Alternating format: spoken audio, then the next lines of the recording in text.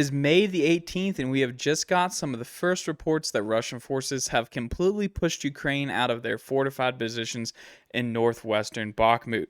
According to the leader of the Russian mercenary group operating in town, the Ukrainian army now holds less than 1 square kilometer on the southwestern corner of the city, an area where the Ukrainians have actually retaken some ground in the past few days. Both sides continue to ramp up attacks deep behind the front lines in order to hamper each other's war efforts in what is shaping up to be a very spicy fighting season. Last we spoke, the Russian forces in Bakhmut had captured most of the private sector, and we have just got confirmation that the Kromova road has been cut. Ukrainian reinforcements can no longer enter Bakhmut from the northern route, a path that Ukrainian reserves fought very hard to open up last week. Now Ukraine is forced to use the T-0504 highway and the roads moving through the fields to Ivanivsky in order to resupply, reinforce, or retreat. The Russian forces in Bakhmut managed to capture the final large fortified area in this section of town. But before I get into the details of that, please consider hitting both the like and subscribe buttons, actions that are totally free for you to do, but are a huge help for me to grow the channel. Also consider hitting the bell icon so you do not miss the next update. So looking at the map, keep in mind that the red shade yellow outlined area is yesterday's territorial changes, and the yellow outlined white shaded area is the updates for today. Russian mercenary forces expanded their control significantly in the area of Kromova, reaching the water barrier, allowing them to hold off any Ukrainian counterattack from the north.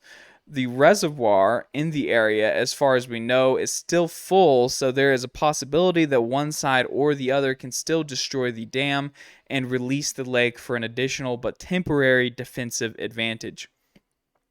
The largest area falling into Russian hands is the section of high-rise apartment blocks on the edge of town.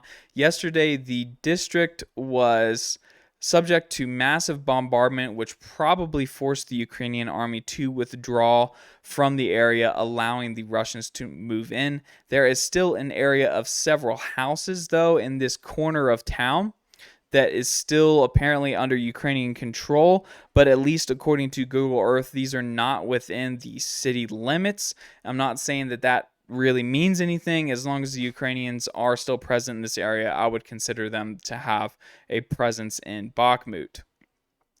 Now that the most formidable areas in the north have been captured by the Russians, we can expect them to turn their attention to the south, where the final Ukrainian resistance is holding out.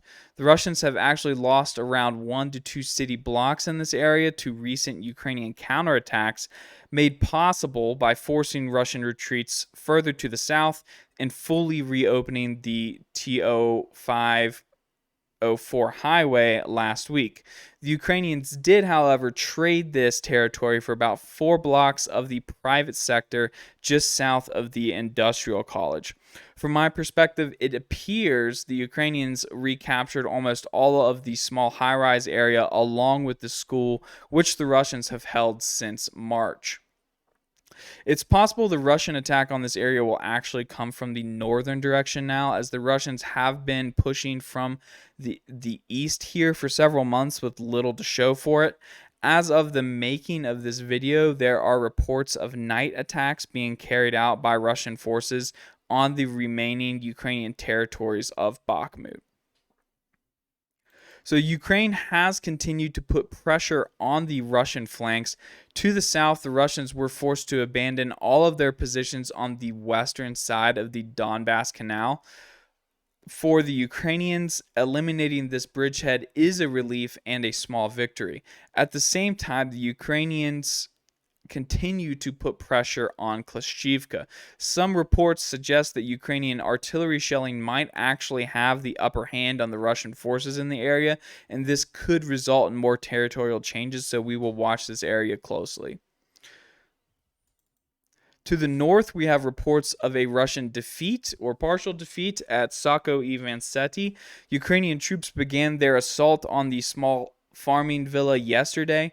Today, we got reports that Russian forces defending the area were forced to abandon their frontline positions and fall back behind the Vasyukivka River.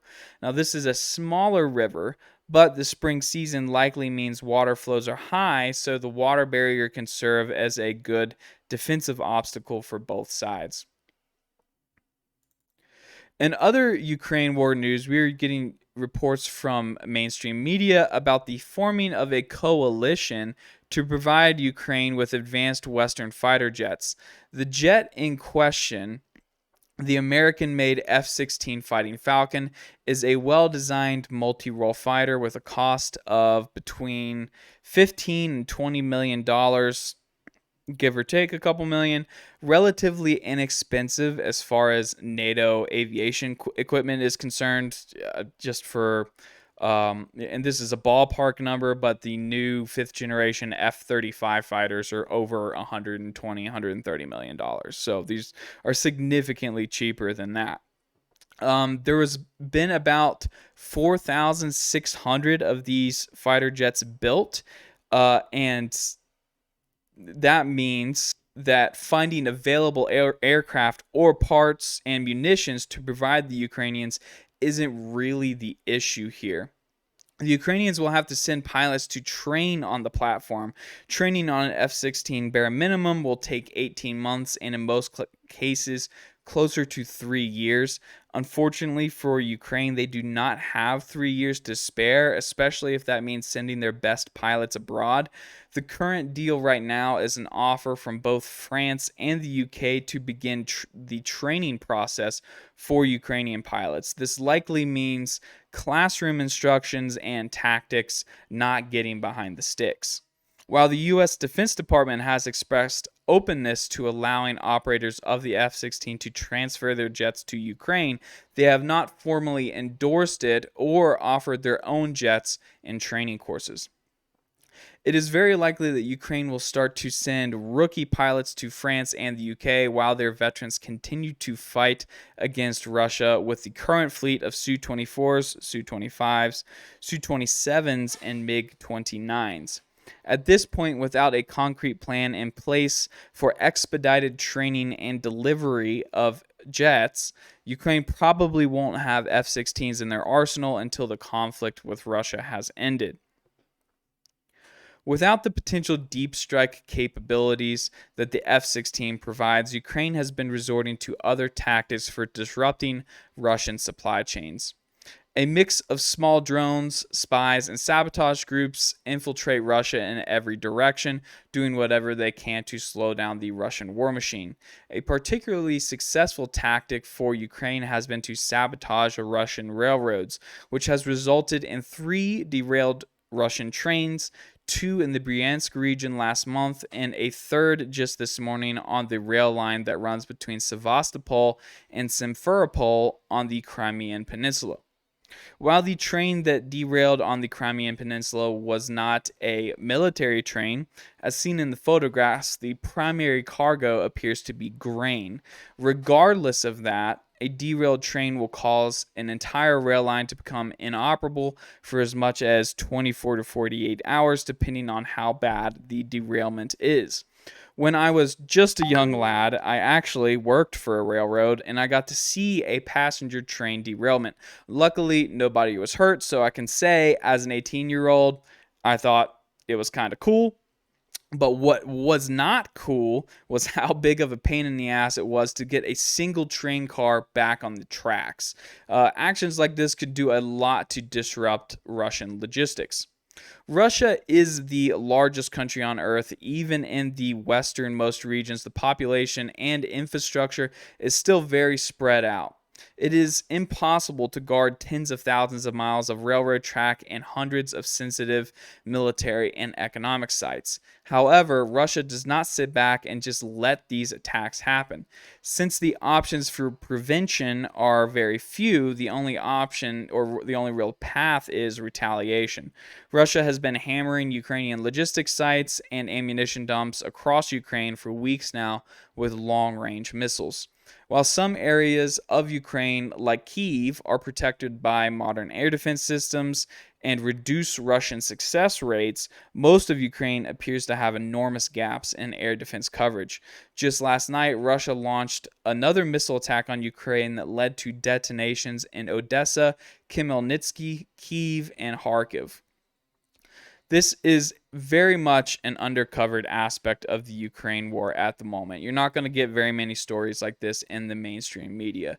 We have a lot of evidence of very significant losses at Ukrainian supply depots, all on the eve of a supposed offensive. It is unknown how much of an effect these blasts will have on the short term Ukrainian war effort, but they are certainly going to have an impact in the long term. Finally, I will give you guys a look at the entire front line and the areas of reported clashes over the last day. So this is it from me on this one. I'd like to thank you guys for joining, and until next time.